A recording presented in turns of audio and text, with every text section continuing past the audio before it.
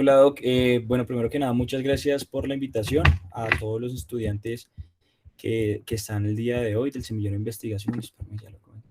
Sí, como así como comentaba el profe, yo estuve rotando con él durante mi pregrado lectivo. Yo soy de la Universidad de La Sabana y pues fui a Bucaramanga y roté con él en Foscal Internacional. Una experiencia muy gratificante y más pues alguien como el profe que también le gusta mucho, digamos que esta parte de investigación. Entonces, pues el profe me invitó, digamos que más que decirles qué es lo que tienen que hacer, yo les voy a dar es como unas recomendaciones y como explicar, digamos, como lo último lo que he aprendido durante el último año también como investigador, durante mi pregrado y actualmente pues en la maestría que estoy ya terminando de epidemiología. ¿Listo? Bueno, nada, muchachos, en serio que agradecerles y me motiva un montón la gente que se encuentra conectada en este momento, dado a que todo este tipo de proyectos y cosas de investigación, más que todo, es también demasiada proactividad, ¿listo? Entonces, nada, pues felicitarlos porque este camino de la investigación es un camino de nunca acabar y cada artículo que uno termina genera más preguntas que respuestas. Entonces, pues nada, primero que todo, pues nada, bienvenidos y un honor acompañarlos el día de hoy. Bueno, vamos a empezar a hablar del diseño de artículos secundarios. Yo soy David Charris, soy médico egresado de la Universidad de La Sabana. He trabajado con algunos proyectos con ellos en el grupo de ProSeim de la universidad y actualmente estoy terminando mi maestría de epidemiología. En dado caso que quieran contactarme, alguna cosa, este es mi correo. ¿Listo? Bueno, primero que todo, para el desarrollo de diferentes artículos secundarios, vamos a desarrollar este tipo de competencias que me parecen que son muy útiles, sobre todo en nuestra práctica clínica diaria y en nuestra parte de investigación. Primero la planificación, después el análisis e interpretación de los resultados. También nos va a ayudar este tipo de artículos a aprender resolución de problemas y adicionalmente a eso nos va a ayudar a mejorar nuestras habilidades blandas en escritura y en expresión verbal para la comunicación de los resultados. Entonces, bueno, vamos a explicar primero qué es un artículo secundario y qué es un artículo primario, ¿listo? Ahorita como vendíamos hablando con Carlos, él ha trabajado en algunos artículos y algunos proyectos experimentales, ¿listo? En donde se recluta y en donde se estudia directamente los pacientes, ¿listo? A este tipo de artículos se le conoce como artículos primarios, es decir, estudian pacientes y sacan datos a partir de eso, ¿listo? Esto nos sirve para hacer una recolección de datos de esos sujetos y digamos que ejemplos de este tipo de artículos encontramos pues las cohortes prospectivas, cohortes retrospectivas, casos y controles, estudios transversales, etcétera, etcétera, ¿listo? Y los artículos secundarios, que es lo que vamos a ahondar hoy, son los artículos que también llaman artículos bibliográficos, ¿listo? Estos artículos bibliográficos lo que hacen y lo que buscan es tratar de hacer un resumen de la información que aportaron aquellos artículos primarios con esos datos específicos, ¿listo? Recordemos que pues en la actualidad existe una cantidad de información, una sobresaturación de información y digamos que este tipo de estrategias secundarias de coger y resumir información son las cosas que, como una de las estrategias que están en la actualidad para poder recolectar esa información y utilizar esa información para generar diferentes prácticas clínicas diarias, digamos, diferentes consejos en la práctica clínica diaria. ¿Listo? ¿Cómo se hacen este tipo de artículos secundarios? Recopilan información, resumen, recolectan y comparan diferentes artículos. Este tipo de artículos secundarios buscan responder una pregunta de investigación. Entonces, como para resumir, los artículos secundarios estudian diferentes artículos. ¿Listo? Este tipo de artículos secundarios ayuda y beneficia a generar diferentes, digamos que a través de los resultados de estos proyectos, de estos artículos,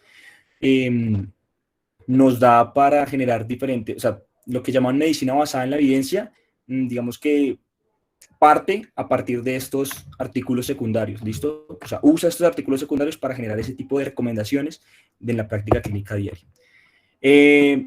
Bueno, utilidades de las revisiones bibliográficas, lo que ya hemos hablado, sirve para resumir diferentes trabajos, para poner un tema en contexto, hacer un resumen conciso, sirven como primera parte de una investigación, entonces recolecta información que nos va a servir cómo hacer el ajuste de la metodología de nuestros diferentes proyectos y sobre todo nos permite hacer un análisis crítico de un tema específico. ¿Qué es lo que tiene que tener una adecuada revisión? Debe ser sintética, es decir, aportar información y artículos que sirvan para dar la respuesta y no simplemente citar por citar para aumentar nuestros números de referencias. Adicionalmente a eso, señalar las cosas importantes, los documentos importantes que sirven para la comprensión del tema y analizar de manera crítica las limitaciones de la metodología de los diferentes artículos estudiados. Esto tiene que ser información actualizada, ¿sí? Digamos que el límite de tiempo, ¿cuánto utilizo? Ustedes se darán cuenta que cuando uno va a los metabuscadores, uno tiene un límite de tiempo. Se habla en diferentes artículos de que una revista de recomendación, dependiendo también del tema, digamos, habrán temas muy frecuentes, ¿listo? En donde 5.5, donde un límite de fecha de 5 años para hacer una revisión sería suficiente. Entonces, ¿qué tipo de revisiones bibliográficas encontramos en la actualidad? ¿Listo? Primero, los reportes de caso, o sea, son muy frecuentes y digamos que vamos a hablar también de los scope reviews o las revisiones exploratorias, de las revisiones sistemáticas, que también llaman revisiones sistemáticas cualitativas, y los metaanálisis, o también se pueden conocer como revisiones sistemáticas cuantitativas. Digamos que este tipo de revisiones, ¿listo? Voy a dar ejemplo uno de que es importante. Cada una de esas tiene que servir para una cosa diferente. Entonces, 5 tipos de revisiones bibliográficas que encontramos en la actualidad. Primero que dejo para que tengan en cuenta, esto les va a servir muchísimo cuando van a hacer este tipo de artículos. Todo tiene guías, ¿listo? Esta página que se llama Equator Network es una página, buscan la guía, digamos, por ejemplo, si fuéramos a hacer una revisión sistemática, vemos que la guía que ellos comienzan es que tienen que llenar como que son como una checklist de cosas que usted tiene que llenar para poder hacer una revisión sistemática. ¿Listo? Digamos, por ejemplo, bueno, acá tenemos para revisiones sistemáticas, mire, incluso para estudios y artículos primarios. Mire, para reporte de caso tenemos la guía Case, de Case Reports, y existen muchas guías para cada uno de estos. ¿Listo? Entonces, primero, esta página es buenísima porque usted puede descargar ahí las guías. Entonces, el reporte de caso o serie de caso. Vamos a tratar de no andar mucho, ya que pues queremos que esta charla sea algo rápida y corta, ¿listo?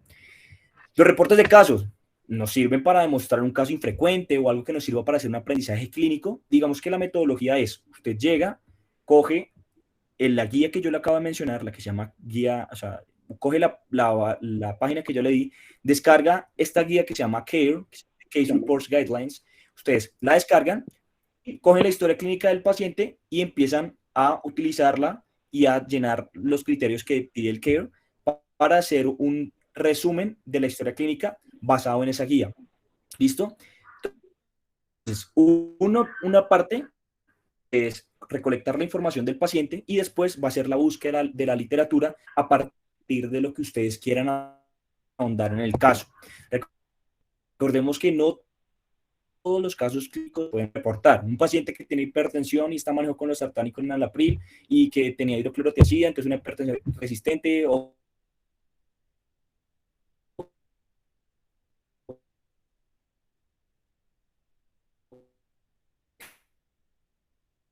que haga una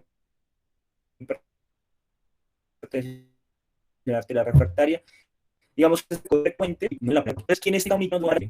Es una presentación inusual de la enfermedad, un tratamiento nuevo, listo, complicaciones inesperadas, un efecto adverso, un tratamiento, ¿sí? Enfermedad nueva en un medio nacional, enfermedad reportada de importancia epidemiológica, listo.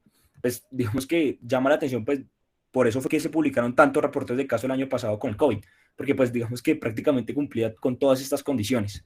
Entonces, estos son como cosas importantes para que tengan en cuenta cuando es un artículo, un reporte, un caso clínico importante para publicar.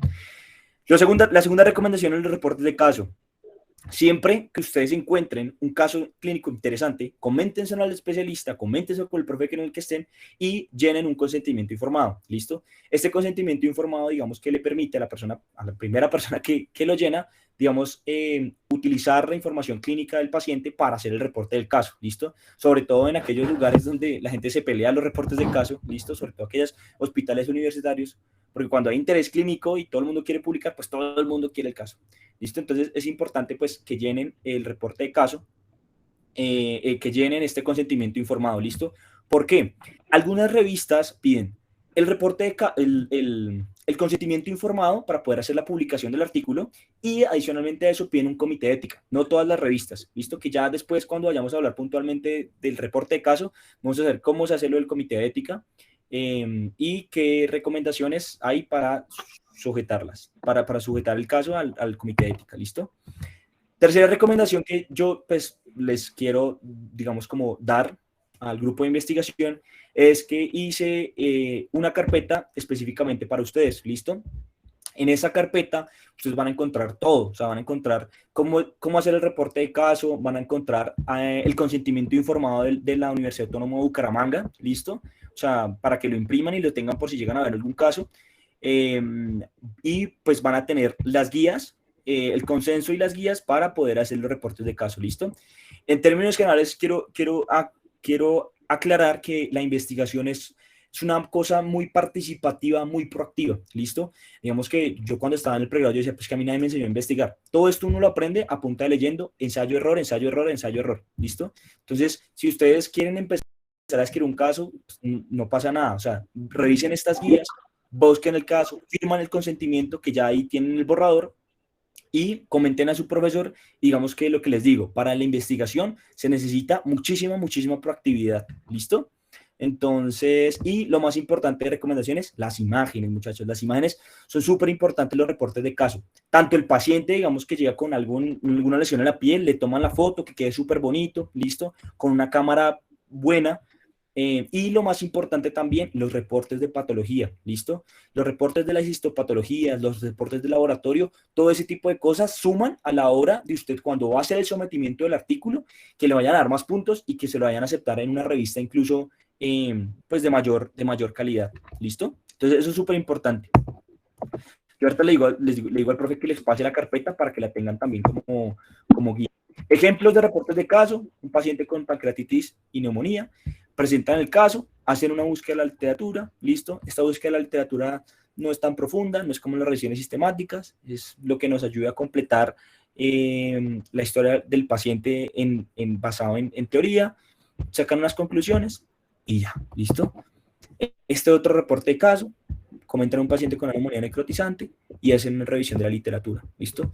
Entonces, el reporte de caso es lo que le digo, ponen el caso, hacen una revisión breve de la literatura, si podemos llamarla así, y este tipo de artículos llama la atención cuando hablan de revisión de la literatura. Es que, y en últimas, eso es un reporte de caso.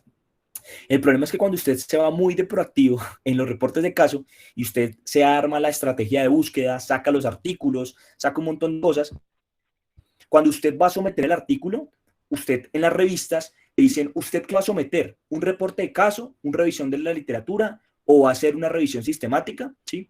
El problema es que cuando uno hace este tipo de cosas, se engalleta, ¿sí? Porque pues, las revisiones de la literatura quedan más largas y los reportes de caso pues, son más corticos. Puntualmente, cuando usted va a someter un artículo de reporte de caso, le piden 1500 palabras como máximo de extensión y 15 referencias bibliográficas, máximo, 20. ¿Listo? Cuando usted hace una revisión de la literatura salen 30, 40 artículos. Entonces queda mucho más largo y digamos que para una revisión de la literatura te exigen máximo 3500, 4000 palabras. Entonces digamos que lo que les digo, este tipo de cosas puede generar conflicto a la hora de hacer el sometimiento y o pierden tiempo o queda la revisión tan bien hecha y usted con un reporte de caso que haga una revisión bien hecha puede sacar dos artículos. Uno, el reporte de caso y dos, una revisión de la literatura. ¿Listo? Eso también puede ser como hay estrategia. Una medida que va trabajando en este tipo de cosas va sacando ideas y va haciendo, digamos, todo más efectivo. Caso puntual, estamos haciendo un reporte de caso de melanoma en el embarazo, la revisión quedó súper bonita y ya ahorita pues el reporte de caso ya lo tenemos hecho, ya lo sometimos en la revista de ginecología colombiana, de ginecología obstetricia, y ahorita estamos trabajando es en arreglar y en poner más bonito la revisión de la literatura y pues estamos trabajando con otros ginecólogos, ¿listo? Entonces eso como estrategia podrían hacer eso, ¿listo? Listo. Ahora ya estas son las revisiones que más me gustan. Vamos a primero hablar, bueno, las revisiones narrativas o tradicionales. Las revisiones narrativas son aquellas que sirven para sintetizar conocimientos, ¿listo? Responden preguntas básicas como diabetes, EPOC, ¿qué es? cómo es el tratamiento, ¿listo? No requieren, la metodología no requieren, digamos, una estrategia de búsqueda puntual, que usted utilizó criterios de inclusión, de exclusión, nada. Es una revisión más o menos exhaustiva, tiene mucho sesgo porque es que principalmente pues es muy subjetivo. Ellos no identifican de qué fecha se buscó, cuáles fueron los criterios de inclusión y exclusión de los artículos, simplemente van, hacen una búsqueda y cogen los primeros artículos que usted encuentra y trata de resumirlos. Este tipo de revisiones, ¿para qué sirve? Ejemplo, cuando ustedes están en la clínica, les dicen, vamos a ver para mañana diabetes, y ustedes van para PubMed o buscan en Google revisiones narrativas de diabetes, revisión de POC, ¿listo? Estas revisiones narrativas en inglés se conocen como reviews, ¿listo? Y ya, guías no tiene, ¿listo? No hay una guía específica como la anterior, que es del CARE, de Case Reports, no hay una guía, ¿listo? Se puede utilizar más o menos esa estructura, introducción, métodos, resultados y discusión, ¿listo? Para de contar. Recomendaciones, pues nada, hay también en la página, esta que en el link que les voy a compartir, en el Drive también hay unas guías de revisiones narrativas de la literatura. Ejemplos, miren esta clarita. Diabetes insipidus, differential diagnosis and management. Entonces, simplemente es ver qué hay de diabetes, diagnósticos diferenciales, manejo, listo. No responden una pregunta puntual de investigación, sino es, mire, este es el tema en general. Este es un artículo que publicamos también el año pasado de oxigenación de membrana extracorpórea en COVID, una revisión también. No tiene tanta cosas puntuales, listo, como vamos a ver más adelante en las revisiones narrativas. Este infarto agudo miocardio, revisión sobre factores de riesgos, desenlaces en jóvenes, ¿sí? Son cosas muy a grosso modo estas revisiones narrativas, ¿listo? Bueno, esto también es importante porque cuando usted habla de revisiones narrativas, existen muchas revisiones narrativas y cualquiera puede ser una revisión narrativa. Idealmente la hacen expertos. Pero, entonces, en estas revistas como Nature, que es una revista Q2, Q1, o sea, que tiene una muy buena repercusión en la sociedad académica, listo, o sea, que tiene muy buena calidad de artículos. Estos manes, pues, que trabajan en este tipo de artículos son gente con doctorados, es gente muy estudiada, es gente que es una dura haciendo este tipo de revisiones y son expertos, son especialistas, son super especialistas. Sacan este tipo de artículos que son reviews o primers, ¿listo? Los primers son como, ¿cómo decirlo así? Como una revisión de la literatura, pero más, o sea, como más fuerte, ¿sí? Entonces, este tipo de, si ustedes los mandan a leer alguna cosa, celulitis, infección de piel y tejidos blandos, neumonías, EPOC, busquen primers, ¿listo? Estos primers son, digamos que recolectan toda la información actualizada y es hecha por o sea, gente muy dura en esos campos. Entonces, conclusión, las revisiones narrativas sirven para preparar temas y hacer exposiciones, ¿listo? En temas en general.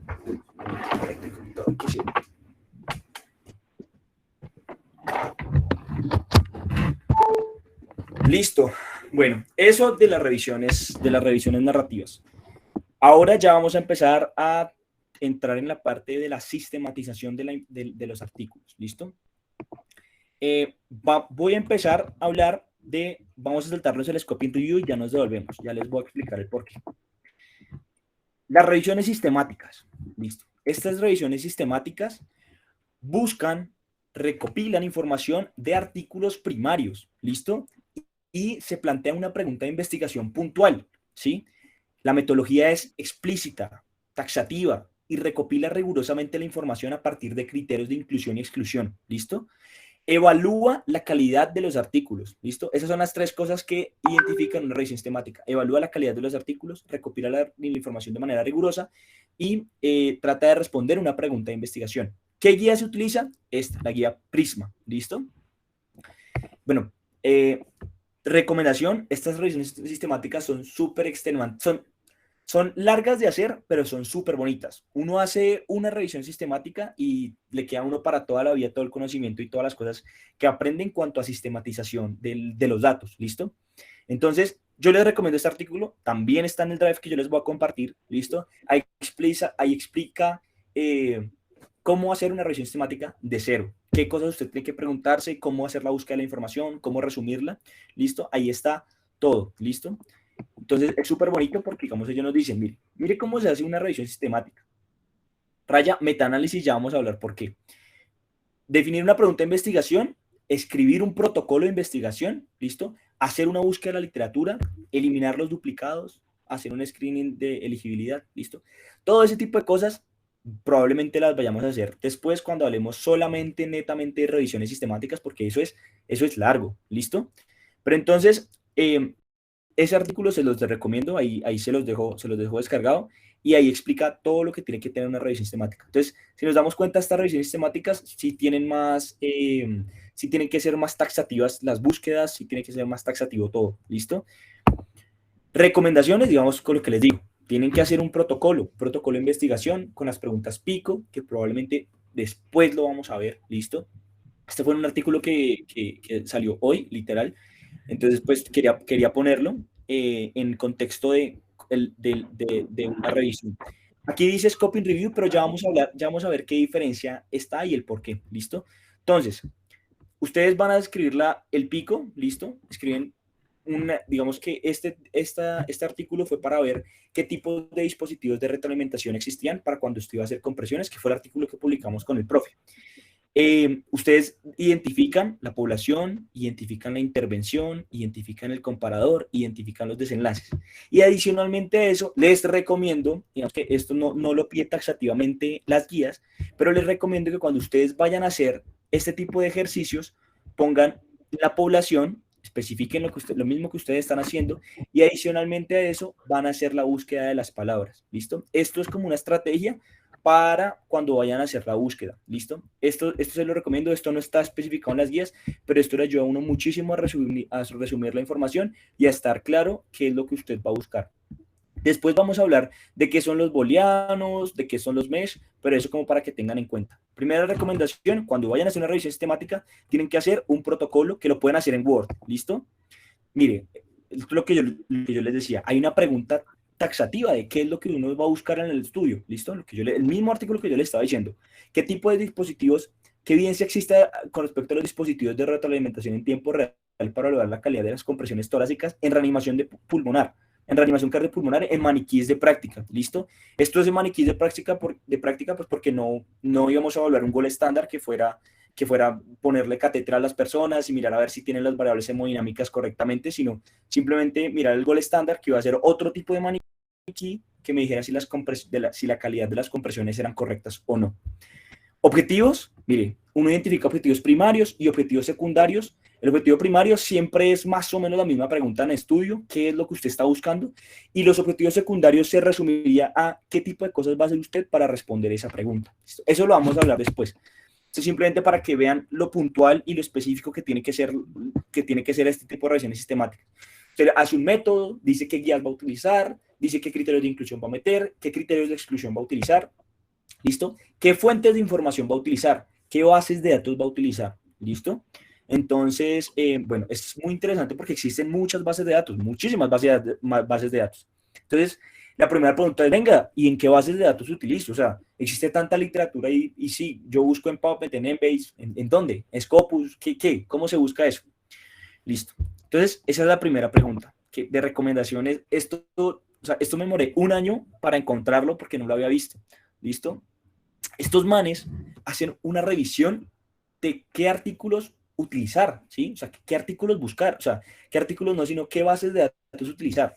Esto es muy útil cuando usted sabe utilizar diferentes bases de datos, ¿listo? Las bases de datos, eso es ensayo-error, ensayo-error, ensayo-error, ¿listo? Y uno, digamos, que la recomendación que suelen generar, que siempre se da, es usted utilice las bases de datos que usted sepa utilizar, ¿listo? En la cabeza de qué es lo que van a buscar, qué es lo que van a tratar de responder, ¿listo? Y 3, para hacer este registro de Próspero, ¿listo? Próspero es una plataforma en Internet en donde se hacen los registros de todas las revisiones sistemáticas, ¿listo? Estas revisiones sistemáticas son necesarias y son importantes, ¿listo? Para el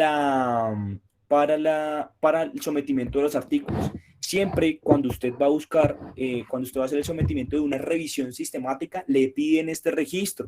Entonces, apenas ustedes tengan el protocolo en Word hecho, entran a esta página, crean una cuenta y lo registran.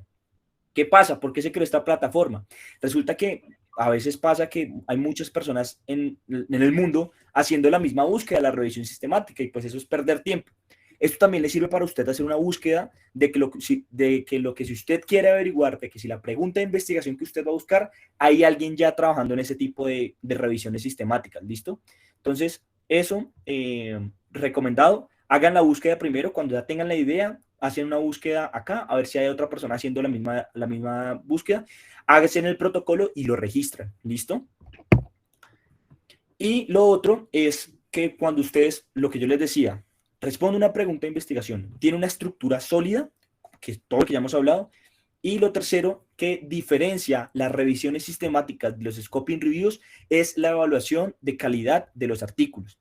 Para hacer una revisión sistemática, un punto, ¿sí? Que también se valida y está en la checklist que ya habíamos hablado, es la evaluación de calidad, ¿listo? Como estamos evaluando estudios primarios, para cada estudio primario existe una guía diferente, ¿listo? Para casos y controles hay una guía de Joanna Briggs, una guía de NOS, para estudios transversales hay una de Axis, para cohortes hay otra de Joanna Briggs para estudios de cohortes, ahí está el Newcastle. Para hacer estudios de validez diagnóstica, o sea, probando diferentes pruebas, hay otra herramienta que se llama QADAS 2, que es para evaluación de calidad, ¿listo?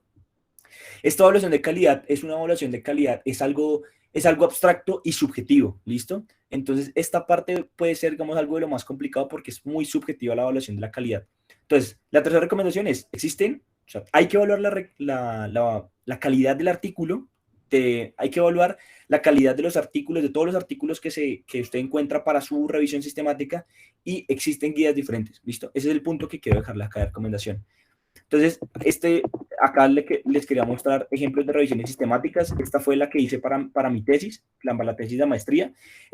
Estrategia de estatinas como estrategia en nefroprotección para reducción de lesión renal por medio de contraste en imágenes diagnósticas. Una revisión sistemática. La pregunta por problema era, en pacientes que fueron llevados para la toma de imágenes diagnósticas que requieren uso de medio de contraste, ¿pueden las estatinas disminuir la incidencia de lesión renal aguda? Entonces, a lo que hoy es, hay una pregunta de investigación, hay una metodología y una estrategia puntual que se llevó para esta búsqueda. Entonces, ya vamos hablando de dos cosas. Las revisiones sistemáticas tienen un foco específico para responder una pregunta específica, ¿listo?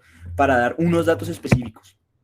Otro ejemplo de revisión sistemática, el dímero D, una revisión sistemática de dímero D en COVID, ¿listo? Entonces, este tipo de revisiones sistemáticas, mire, el dímero D aumenta en los pacientes que se detecta trombosis, ¿listo? Entonces, son preguntas muy puntuales. ¿Qué tipo de complicaciones hay cuando usted identifica un dímero D elevado de infecciones por COVID?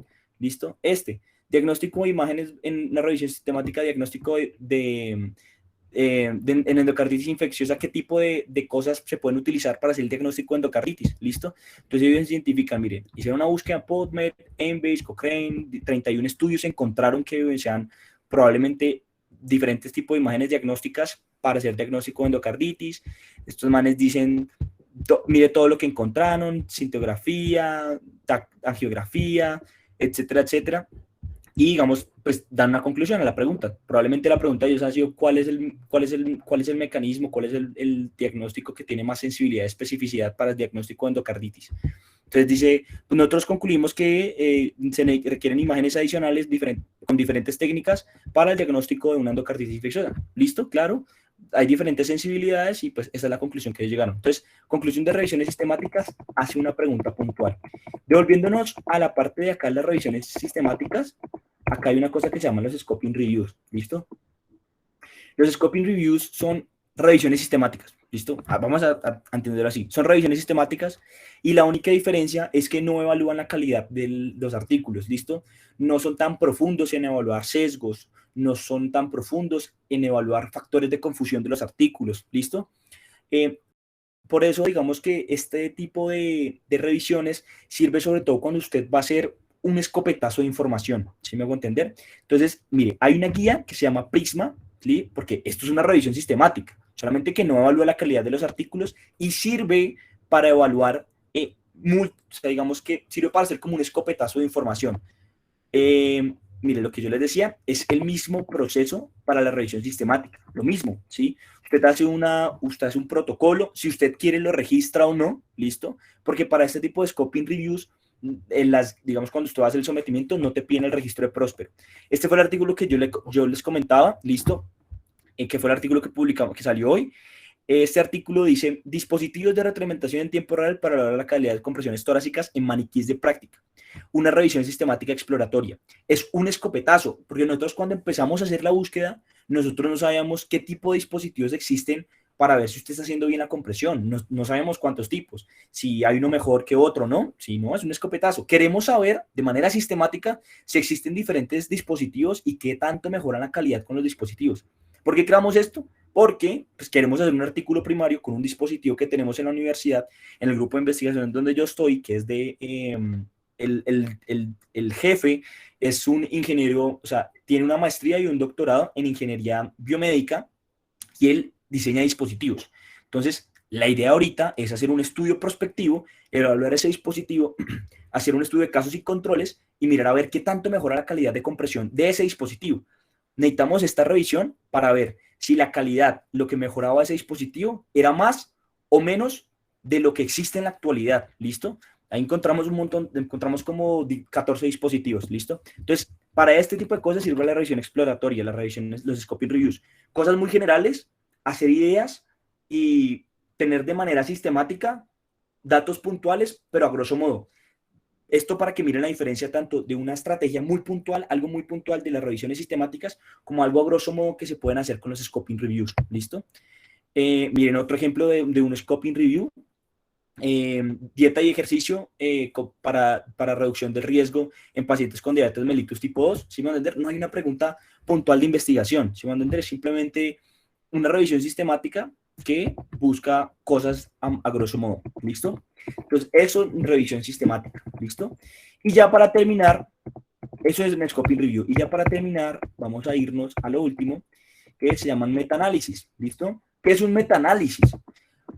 Metaanálisis es una revisión sistemática. ¿Listo? Una revisión sistemática que tiene datos homogéneos. ¿Listo? Cuando uno habla de datos homogéneos o datos heterogéneos, ¿listo? Se refiere, digamos, por ejemplo, usted hace una revisión sistemática para ver, no sé, qué cosas son las que reducen la calidad, cuáles son las variables que hacen que los pacientes con falla cardíaca reduzcan su calidad de vida. Eso es algo heterogéneo, porque puede ser porque no tienen la plata para conseguir los medicamentos, porque no tienen quien los cuide, porque se sienten deprimidos, porque sí, ese tipo de cosas sociales, ese tipo de cosas tan heterogéneas son muy difíciles para hacerles metaanálisis, ¿listo? Porque los datos son muy heterogéneos y las respuestas de esos pacientes van a ser muy heterogéneas, ¿listo? Cuando son ese tipo de variables de respuestas o cosas tan amplias, se define como resultados heterogéneos. ¿Listo? Para ese tipo de resultados heterogéneos se hacen revisiones sistemáticas cualitativas o las revisiones sistemáticas como ya habíamos hablado en la anterior. ¿Listo? La revisión sistemática normal. Cuando usted tiene datos homogéneos que le permiten dar datos puntuales, decir como ahorita que vamos a ver un ejemplo, ¿el corticoide disminuye o no mortalidad en los pacientes con COVID? Pues son datos homogéneos, francamente, porque pues usted tiene un paciente con diagnóstico de COVID y usted va a decir una respuesta dicotómica, ¿se muere o no se muere? ¿Listo? Ese tipo de datos homogéneos se pueden hacer metaanálisis, ¿listo? Lo que les decía, sirve para grupos homogéneos y se realiza un análisis estadístico de los datos. Se sacan intervalos de confianza, se sacan riesgos relativos, odds radios, se sacan intervalos de confianza, ¿sí? Los metaanálisis, digamos que son la estrategia de revisión secundaria que más peso tiene en la toma de decisiones y en la generación de recomendaciones de las diferentes guías. ¿Listo? Eso para que tengan en cuenta, o sea, son las que más peso tienen. O sea, las que más peso tienen todas los metaanálisis. Después las que más peso tienen, las revisiones sistemáticas. Después las que más peso tienen, los scoping reviews. Después, los scoping reviews y los reportes de caso irían como al mismo tiempo dependiendo, ¿listo? Si es una serie de casos, tiene más importancia versus un reporte de caso individual, ¿listo? Entonces, eso como para que tengan en cuenta. Los metaanálisis son lo más importante de las revisiones secundarias, ¿listo? Pero lo que yo les digo, si ustedes aprenden a hacer una revisión sistemática, les va a servir para todo, para hacer estos metaanálisis, para hacer scoping reviews, para hacer búsquedas de los reportes de caso, ¿listo? Ejemplos de metaanálisis, miren esto, que es uno de los artículos que utilicé para la tesis. Dice, estrategias de prevención para lesión renal por medio de contraste en pacientes que van para cateterismo percutáneo. ¿listo? Entonces, no sé si alguno de ustedes haya visto este tipo de tablas antes. No sé, ay, pucha. No sé si alguno de los estudiantes que esté en este momento conectado, esperen que le preguntamos a cualquiera. A Nicolás Moreno, ¿cómo estás? ¿Cómo vas? Estará despierto. ¿Cómo va, Nicolás? ¿Qué tal todo? Muy bien, gracias. No había visto las tablas. No, nunca. ¿En qué semestre estás? Cuarto semestre. Cuarto semestre, listo. ¿Alguien de un semestre más grande que alguna vez haya visto estas tablas de metaanálisis? Sí, doctor. Los principales artículos que usamos. Listo, perfecto. Listo. ¿Me recuerdas tu nombre? María Alejandra, María Alejandra. ¿En qué semestre estás? en noveno. Bueno, listo. ¿Qué te gusta? Medicina interna. Sí, me gusta medicina interna, también me gusta anestesia. Bien, no, es que vas por muy buen camino. Bueno, la anestesia está ahí entre la cirugía y la medicina interna, pero no, perfecto. Bueno, entonces ya con María Alejandra vamos a hacer un ejercicio. No sé si ya te han enseñado cómo interpretar esto o cómo lo ves. Dame lo que tengas. Te voy a explicar. Entonces, esto son, vemos en estatinas, en acetilcisteína, en bicarbonato, ácido ascórbico, ¿listo? Son como tratamientos que se dieron para ver si servía para la reducción de riesgo de presentar lesión renal por medio de contraste. Recordemos que cuando usted administra medio de contraste, las personas pues hacen una elevación de creatinina, ¿listo? Y esa elevación de creatinina, por más de 1.5 veces, ¿listo? Puede generar lesión del riñón. Y eso es lo que se llama lesión renal aguda por medio de contraste, ¿listo? Entonces, tenemos estrategia de medicamentos para ver si sirven o no para reducción y la presentación de la lesión renal por medio de contraste. ¿Qué opinas de estos? O sea, viendo la tabla, así a grosso modo, ¿qué opinas? ¿Qué opinas de la N-acetilcisteína? ¿Qué opinas de la N-acetilcisteína para ver si sirve para la reducción de riesgo, para la reducción de presentar o no lesión renal aguda? ¿Qué opinas? Bueno, doctor, pues lo que yo noto ahí es que la mayoría de estudios que tratan o que han revisado la nistatina, ¿es? La N-acetilcisteína. La N-acetilcisteína pues en esa patología no se logran acercar al 1 y pues tienen un OR adecuado. Entonces, pues se ha demostrado que sí, efectivamente tiene como un valor estadístico en la patología. Listo, perfecto. Bueno, ¿y qué opinas de las estatinas? O sea, ¿sirven o no sirven así a grosso modo, como tú ves? O sea, dame lo que veas. Sí, también sirve. También sirve, listo. Y de las antinas, que está acá abajo, las antinas, ¿sirve o no sirve? No nos sirven porque están muy heterogéneos los resultados. Bueno, exacto. Entonces, ese tipo digamos, lo que acabas de decir que no cruza la unidad, voy a explicarles para que hagamos en las últimas 3 diapositivas el ejercicio para que, pues, digamos que cuando estén en una revista ustedes digan, sí sirve, no sirve, voy a enseñarles qué es lo del intervalo de confianza y lo del OR. ¿Listo?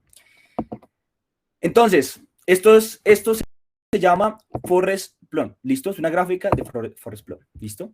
Entonces, de Forest Plot. Entonces, cuando nosotros nos tiran un artículo, ¿listo? Nos dicen, vamos a hablar un ejemplo de que esto fuera el mismo caso de la presencia de lesión renal por medio de contraste.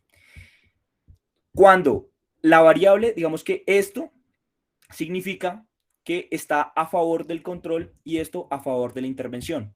Es decir, si nosotros pusiéramos acá en las estatinas que es la intervención y el control, recordemos que los controles, sobre todo en este tipo de estudios, los controles son no administrar nada versus administrar estatinas, ¿listo? Nos explicaría que está a favor del grupo de intervención, ¿listo? Es decir, lo que es la estatina, mire, todo lo que ellos hablaron está a favor del grupo de intervención. La N-acetilcisteína está a favor de administrar la N-acetilcisteína para reducción del riesgo. Del bicarbonato, ¿listo? Cuando coge la unidad, ¿listo? Cuando coge el 1, significa que no hay diferencias significativas entre los dos grupos, ¿listo? Eso es lo que significa cuando coge la unidad, ¿listo? Estas tablas, bueno, entonces, todos los artículos, ¿listo? Todos los artículos los ponen en esta tabla y dicen, bueno, en este artículo me dio que, un ejemplo, estatinas Este artículo del 2019 me dice que estatinas no tiene un efecto protector. Este artículo dice que estatinas, esto significa que, aunque está a favor de la intervención, como coge la unidad, listo, como el intervalo de confianza, el intervalo en confianza es esto, listo, esto es una media y este es el intervalo de confianza. Si el intervalo de confianza coge la unidad, significa que no hay una significancia estadística, que probablemente después podamos hacer un taller de qué es lo que significa significancia estadística, qué es un intervalo de confianza, qué es un valor de P, listo, pero eso como a grosso modo para que tengan en cuenta, listo. Y digamos que en este tercer autor, si esto fuera, digamos, estatinas y no administrar estatinas, significaría que hay incluso un aumento de riesgo de presentar una lesión renal por medio de contraste administrando estatinas, ¿sí me van a entender? Entonces, esto significaría que administrar estatinas incluso no está a favor de intervenirlo, sino que está en contra. Entonces, ese tipo de cosas podemos analizarlo con ese tipo de forest plots. Estos son para metaanálisis. Entonces, ya teniendo en cuenta eso, vamos a hacer el siguiente ejercicio. Otra persona que quiera participar, que me diga cuáles de acá son las dos cosas que sí generaron reducción de riesgo en lesión renal aguda. ¿Qué medicamentos fueron los que generaron reducción de riesgo de lesión renal aguda en el estudio? Espérame, a ver, pongamos un nombre puntual o alguien que se quiera tirar. Es que siempre me sale Nicolás, que ahí con esa camisa amarilla llama mucho la atención y no sé cómo buscarlos. Jenny Liliana Alarcón. Jenny Liliana. Jenny Liliana Alarcón, ¿estás despierta? Jenny Liliana a la una. Jenny Liliana. Bueno, no sé, creo que está dormida. Sergio Alonso. Espérame a ver si podemos hablar. Sergio Alonso. Sí, doctor. ¿Cómo estás, Sergio? ¿Qué tal? ¿Cómo vas? ¿Cómo va todo? Bien, bien. ¿En qué semestre estás? Perdón, doctor. ¿En qué semestre estás? Octavo. Listo. Bueno, dime cuáles son de esta análisis de esta tabla, cuáles son las dos variables, cuáles fueron los dos medicamentos que redujeron el riesgo de lesión renal por medio de contraste en el metaanálisis. ¿Sergio? Las estatinas y las santinas. Listo, perfecto, exacto. Así, a grosso modo, es que se realiza este tipo de análisis. ¿Listo? Cuando uno habla de OR, ¿listo? Entonces, como decimos, como uno habla de OR, ¿listo? Cuando está debajo de la unidad, cuando es menos de 1, significa una reducción del riesgo, ¿listo? Y miren que el intervalo de confianza no coge la unidad, ¿listo? Cuando coge la unidad, digamos, este no sirve porque coge la unidad, este no sirve cuando coge la unidad, este no sirve cuando coge la unidad, es que no tuvieron diferencias estadísticamente significativas, ¿listo? O sea, es decir, si no es estadísticamente significativo, significa que está dado al azar que haya presentado una lesión o que incluso haya generado reducción del riesgo. Entonces, nos podemos ir a la fija que las estatinas tienen un OR de 0.49, ¿listo? O sea, reduce el riesgo de la lesión renal en un intervalo de confianza estadísticamente significativo porque no coge la unidad, ¿listo? Entonces, así a grosso modo es que se analizan este tipo de estudios, ¿listo? Entonces, miren, acá tenemos lo mismo, ¿listo? Otro antibiótico de profilaxis de endocarditis, ellos dieron, si no estoy mal, estos pacientes, cuando les hicieron un procedimiento odontológico, les dieron profilaxis antibiótica. Entonces, que miren que en el primer artículo, ¿listo? El primer artículo de IMPEIR de 1990 fue a favor de administrar antibioticoterapia posterior a la administración, posterior a la realización del procedimiento odontológico. ¿Listo? Miren que para ellos sí fue estadísticamente significativo. Sin embargo, para estos otros artículos, ¿listo? Para este publicado en el 95 y para este publicado en el 92, no fueron estadísticamente significativos.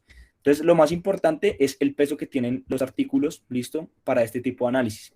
Esta otra tabla, este último gráfico que está acá, este diamante, es como si sumaran esto, esto y esto, ¿listo? Entonces, como que se suma y dicen si es significativo o no significativo. Conclusión, para esta revisión sistemática y metaanálisis, ¿listo? Porque lo que yo les digo, para hacer un metaanálisis hay que hacer primero la revisión sistemática y después, si son homogéneos los datos, haces metaanálisis.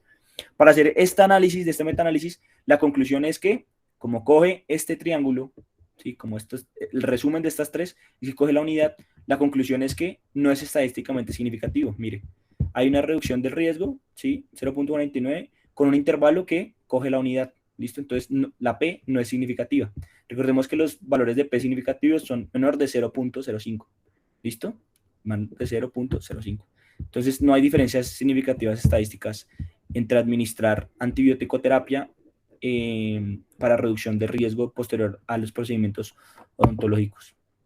Entonces, nada, pues muchachos, así es que se analiza ese tipo de análisis. Acá tenía otro tipo de ejercicios. Yo creo que ya se nos acabó el tiempo, pero a grosso modo, entonces eso es lo que significa las revisiones sistemáticas, las revisiones secundarias, los metaanálisis y los scoping reviews. En resumen de todo lo que hemos hablado estos 45 minutos, ya casi 50 minutos, es que les voy a dejar un link que tiene todo, ¿listo? Que es cómo entender los artículos primarios y secundarios. Hay 2 articulitos bonitos. Hacer revisiones sistemáticas y cómo hacer metaanálisis. Ahí están unos artículos súper resumidos, bacanos. Ahí están todas las guías. Para hacer scoping review también hay, para hacer revisiones narrativas y para hacer los reportes de caso. Esto, si les queda alguna duda, les dejo este artículo. Cuando usted escoger si va a hacer una revisión sistemática o un scoping review, ¿listo? Entonces, esta charla era como para mostrarles las 5 herramientas que ustedes tienen para hacer revisiones secundarias, ¿listo? Aquí les dejo la exposición por si necesitan alguna cosa. Y miren, esta tablita tan bonita de este artículo que nos dice las diferencias de los artículos. Miren, las revisiones narrativas, los scoping reviews y las revisiones sistemáticas. Miren, ¿tienen protocolos las revisiones narrativas? No, no tienen. Los scoping reviews, sí, algunos. ¿Listo? Las revisiones sistemáticas, obviamente. Registro en Próspero, no, pero si usted quiere, lo puede tener, no pasa nada. O sea, es como algo añadido, no pasa nada. ¿Listo? Entonces aquí están como todo el resumen de qué tipo de cosas usted va a hacer, qué tipo de cosas tiene que tener y como las 3 herramientas que usted tiene, o sea, o revisión sistemática, o scoping review, o revisiones narrativas. Acá también pues les dejo una tabla como de las cosas que tienen que tener en cuenta para los diferentes tipos de artículos. ¿Listo? Y las referencias bibliográficas, y pues yo creo que ya no es más. Sí, ahora sí tenemos preguntas en el grupo. Déjame presentar. Ahora sí tenemos preguntas en el grupo, doctor. David, excelente charla, muy productiva. No sé si alguno de los estudiantes quiere hacer preguntas. Listo, iniciamos con María Alejandra Alape. Hola, doctor. Pues esto es como una pregunta más para organizarnos. Quería saber qué consideraba el tiempo necesario para sacar una revisión sistemática o un scoping review. Listo. Esa pregunta es muy interesante porque hay un artículo que la evaluó. ¿Listo? Se dice que usted puede hacer una revisión sistemática hasta 2 años. Se puede demorar a hacer una revisión sistemática. Pero hay revisiones sistemáticas que la mayoría se sacan en 6 meses. ¿Listo? Hay revisiones sistemáticas, porque lo he hecho, que salen en 1 mes. ¿Listo? El problema es que la parte más difícil de todo, o sea, digamos que hay 2 cosas para hacer la revisión sistemática. Uno es coger los datos, o sea, sacar... No, vamos a decir, son 3 cosas importantes de las revisiones sistemáticas. ¿Listo? Uno, hacer un protocolo estructuralmente útil y que tenga, ¿cómo decirlo? Como que sea consecuente con lo que se va a preguntar. ¿Listo? Es decir, que usted cuadre las variables que va a medir, las limitaciones, los pacientes que usted va a excluir, los artículos que usted va a excluir, que sea adecuadamente válido, ¿listo? Yo creo que en esa parte es donde uno más pereques pone, porque uno sabe, pues ya cuando uno tiene, digamos, como algún grado de experiencia con artículos anteriores, uno ya sabe qué criterios va a incluir, qué criterios va a excluir, sabe uno cómo es la patología, qué cosas puede hacer. Por ejemplo, caso puntual, digamos, si usted va a evaluar, pues, digamos ahorita con el artículo, lesión renal por medio de contraste, pues usted excluye pacientes que hayan hecho infartos o que hayan hecho algún otro tipo de choques sépticos, porque pues obviamente va a generar lesión renal prerrenal. Entonces, todo ese tipo de cosas hay que tenerlas en cuenta.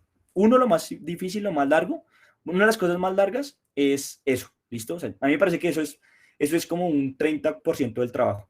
eso, tener un adecuado protocolo. El registro, usted lo registra y en 15 a 20 días le llega un correo que usted ya tiene el registro en Próspero. Eso, uno. Eso es lo que uno más se puede, una de las cosas que uno más se puede demorar. Dos, ¿listo? Dos, hacer una adecuada búsqueda. Eso usted no se demora tanto. O sea, usted saca las palabras mesh, cuadra las ecuaciones, ¿listo? Usted la búsqueda, descarga unos formatos específicos que yo después les voy a enseñar qué es lo que tienen que descargar, que se llaman RIS, ¿listo? Son unos formatos que ustedes los migran a otras plataformas y les permiten revisar los artículos muy rápido, ¿listo? Para ver si sirve o no sirve con los criterios de inclusión que usted tiene, ¿listo? Esa parte, digamos que es como un 20%. Eso es larguito, pero digamos que entre dos personas se puede sacar. Es decir, digamos que entre eso se puede demorar una semana, ¿listo? Es decir, vamos 2 semanas del protocolo, 3 semanas del protocolo, más una semana, más 2 semanas, vamos mes y medio. Y lo último, que depende de cuántos artículos usted encuentre, porque es que esto es lo otro. Si usted encuentra 5 artículos, no, pues lo hace rápido. Mi tesis, la que hice, salió en 2 semanas, porque los artículos, salieron 2 artículos, ¿sí? De la búsqueda. O sea, es decir, no hay artículos, la gente no estudia eso. Eso puede ser una conclusión. La gente no estudia eso, o no existen artículos de eso, o me quedó mal echado la búsqueda, ¿listo? Conclusión, bueno, y la escritura, digamos que la organización, la estructura, la redacción y todo eso, si son varias personas, sale rápido, ¿listo? O sea, es decir, yo diría que 2 meses para una revisión sistemática es suficiente, ¿listo? O sea, 2 meses trabajándole juicioso, sale. A veces le toca, a veces la persona que inicia el artículo es la única que termina, entonces eso también es importante, que ustedes cuando van a hacer un artículo de estos consigan gente que sea muy juiciosa, ¿listo? Y que se pongan tareas y metas, ¿listo? Eso es importante también, que cuando vayan a hacer un artículo de esto, ustedes digan, bueno, vamos a tener el protocolo para tal fecha de estas 2 semanas, ¿listo? Para que todo el mundo cuadre sus tiempos y cuadre sus cosas para empezar a cumplir con esas metas, ¿listo? Eso es importante. Conclusión, una revisión sistemática no depende tanto, o sea, depende muchísimo de cuántos artículos salgan al final, ¿listo? Porque entre la elaboración del protocolo, el registro del protocolo y la selección de los artículos, ustedes se pueden demorar un mes, ¿listo? Menos, 20 días, ¿listo? El problema es la redacción y la organización, y a medida pues, que ustedes van haciendo más revisiones sistemáticas, pues ya las van sacando más rápido, ¿listo? La primera que yo hice fue de lactato como marcador de hipoxia cerebral en pacientes bajo anestesia general con trauma craneoencefálico. O sea, son cosas tan puntuales. Me salieron 5 artículos y me demoré haciéndolo como mes y medio, ¿listo? Éramos 3 personas y las 3 personas en mes y medio las sacamos. El artículo que sacamos con el profe Gómez demoró 8 meses porque estaba solo, ¿listo? Entonces, ese tipo de cosas también, y estaba en el rural. Entonces, todo ese tipo de cosas también las tienen que tener en cuenta, ¿listo? Conclusión, 2 meses, 3 meses. ¿Alguna otra pregunta?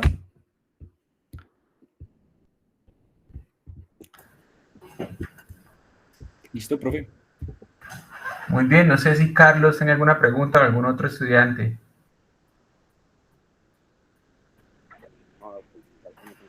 No. Listo, no, muy buena la presentación, David.